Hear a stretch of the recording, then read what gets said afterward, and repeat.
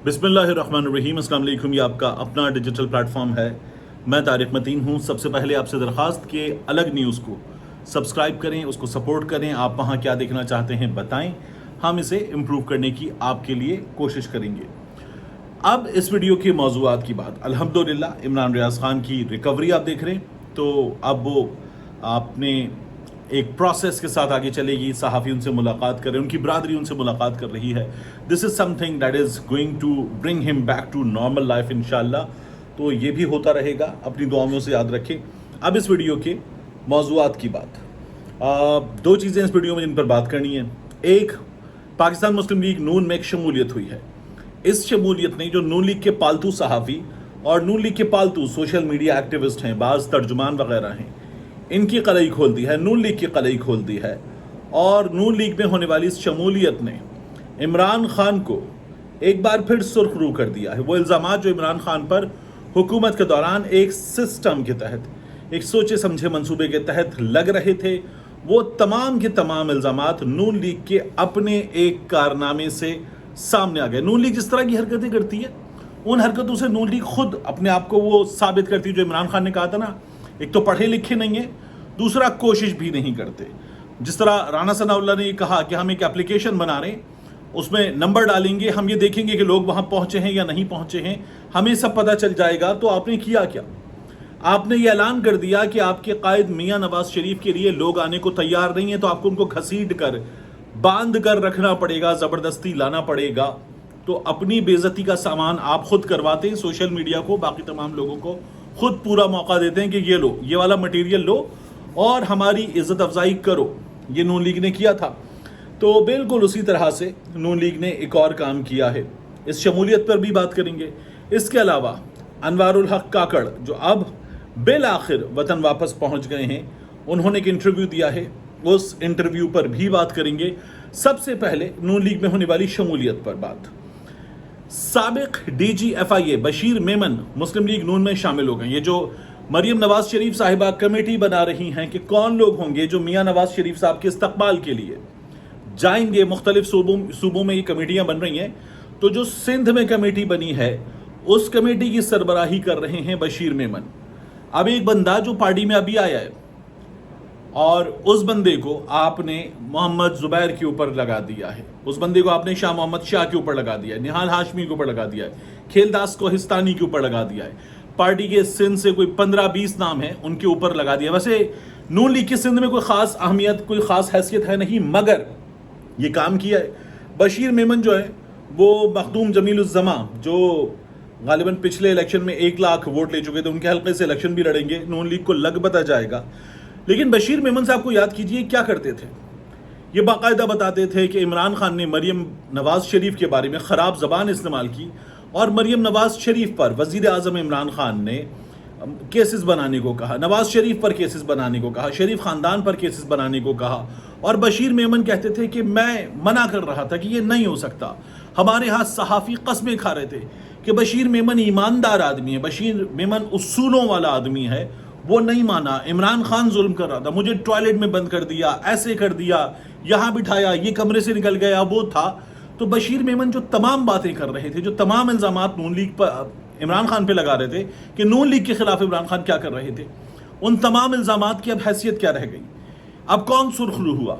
वो आदमी जो नून लीग के लिए इमरान खान को बना कर रहा था, वो आदमी नून लीग में शामिल हो गया आकर। तो फिर नून लीग की कारस्तानी भी खुल गई। इमरान खान के बारे में बशीर मेमन ने जो तमाम इल्ज़ामात लगाए थे, वो इल्ज़ामात इस शमूलियत से नून लीग ने खुद धो दिए हैं। और वो तमाम पालतू सहाफ़ी हमारे जो बाकायदा गवाहियाँ दे रहे थे कि बशीर मेमन एक उसूल पसंद आदमी है, उस उसूल पसंद आदमी की सियासत आप आज देख लीजिए। कल तक जिन लोगों के लिए बशीर मेमन कह रहा था इन पर केस नहीं बनाऊंगा, आज उनके साथ जाकर जमात में शामिल हो गए। मैंने बहुत पहले भी वीडियो में आपको बताया था कि बशीर मेमन ये शमूलियत इख्तियार करेगा और ये हो चुका। तो अब आपके सामने तमाम चीज़ें आ चुकी कि किस तरह से नून लीग ने अपनी इज्जत अफजाई का सामान किया है। दूसरा, अनवारुल हक काकड़ वतन वापस पहुंच गए। BBC के सकलैन इमाम साहब को इन्होंने इंटरव्यू दिया, मुख्तलिफ चीज़ों पर बात हुई और इस इंटरव्यू में एक सवाल हुआ। सकलैन इमाम साहब ने पूछा बलोचिस्तान में मिसिंग पर्सनस के मसले के ऊपर। یہ جو گمشدہ یا لاپتہ افراد ہیں ان کے حوالے سے بات کی، اور انوار الحق کاکڑ صاحب نے اقوام متحدہ کی ایک رپورٹ کا حوالہ دیتے ہوئے یہ بتایا کہ اس ریجن میں صورتحال کیا ہے، اور اس کے بعد کمال بے شرمی کا مظاہرہ کیا، سچ اے شیملیس کیریکٹر۔ انہوں نے یہ کہا کہ اقوام متحدہ کی رپورٹ کے مطابق مقبوضہ کشمیر میں جو گمشدہ افراد کی تعداد ہے وہ ہے 8,000، اور بلوچستان میں یہ تعداد 50 کے لگ بھگ ہے۔ یعنی پاکستان کا وزیر اعظم اب ایک ایکویشن، ایک کمپیریزن کر رہا ہے بھارت کی قابض فوج سے جو وہ مقبوضہ کشمیر میں کر رہی ہے، اس قابض فوج سے یہاں پاکستان میں، بلوچستان میں پاکستان کی فوج کا وہاں جو 8,000 افراد کے ساتھ ہو رہا ہے، آپ کہہ رہے ہیں کہ ہمارے یہاں 50 افراد کے ساتھ ہو رہا ہے، تو کیا ہوا؟ یعنی آپ سے جب سوال ہوتا ہے ثقلین امام صاحب کی جانب سے اگلا کہ اگر میں انڈیا کے وزیر اعظم کے سامنے بیٹھوں گا تو کشمیر پہ بات انڈیا کے وزیر اعظم سے کروں گا، مجھے آپ سے جواب چاہیے بلوچستان کے حالات پر، آپ پاکستان کے پرائم منسٹر ہیں۔ اور پھر اس کے بعد وہ دوبارہ جواب دیتے میں پاکستان کا پرائم منسٹر ہوں۔ آپ پرائم منسٹر نہیں ہیں پاکستان کے، آپ پاکستان کے کیئر ٹیکر پی ایم ہیں، آپ نگراں وزیر اعظم ہیں۔ آپ کا مینڈیٹ کیا ہے کہ آپ الیکشن کرائیں گے اور الیکشن کرا کے چلے جائیں گے، اور یہ الیکشن آئینی طور پر ہوں گے۔ آپ کو نگراں وزیر اعظم بنانے کا پروویژن بھی آئین میں تو آئینی طور پر ہوں گے، اور آئینی طور پر الیکشن کا مطلب ہے 90 دن کے اندر الیکشن، دیٹس اٹ۔ تو پھر آپ چلے جائیں گے، اس سے زیادہ آپ کا کردار ہے نہیں۔ وہاں بیٹھ کر بتا رہے ہیں آپ کہ میں ریجن سے کمپیریزن کروں گا۔ آپ کی اس احمقانہ منطق کے ذریعے آپ پاکستان کی بے عزتی کروا رہے ہیں۔ ایک اتنے بڑے پلیٹ فارم پر BBC کے سامنے بیٹھ کر بات کرتے ہوئے آپ نے جو بے وقوفی کی ہے اس کے ذریعے آپ بے عزتی کروا رہے ہیں پاکستان کی۔ آپ کو جس طرح سے لایا گیا، نون لیگ کی حکومت کا تسلسل ہے۔ میں اس لیے تو کہہ رہا ہوں کہ نون لیگ بھی باقاعدہ میاں نواز شریف صاحب کی بے عزتی کا اہتمام کروا رہی ہے۔ وہ جو بار بار کہتے ہیں میاں نواز شریف سے بہادری سیکھو۔ ایک آدمی باہر بیٹھا ہوا ہے، اب بھی وہ آدمی باہر بیٹھا ہوا کہتا ہے بیانیہ احتساب ہوگا، باجوہ کا، فیض کا، ثاقب نثار کا، آصف سعید کھوسا کا، اعجاز الاحسن کا۔ وہ یہ کہتا ہے احتساب ہوگا، پھر کہتے ہیں کہ نہیں ہم نے معاملہ اللہ پہ چھوڑ دیا، پھر کہتے ہیں نہیں ہم تو یہ چاہتے ہیں ادارہ احتساب کر لے، پھر کہتے ہیں نہیں ہمارا بیانیہ جو ہے وہ مہنگائی کے سوا کچھ نہیں ہے، میاں نواز شریف واپس آئے گا اور آ کر ترقی کا سفر شروع کرے گا۔ فیصلہ تو کر لو کہ پہلے میاں نواز شریف آئے گا یا نہیں آئے گا، اور آئے گا تو کرے گا کیا؟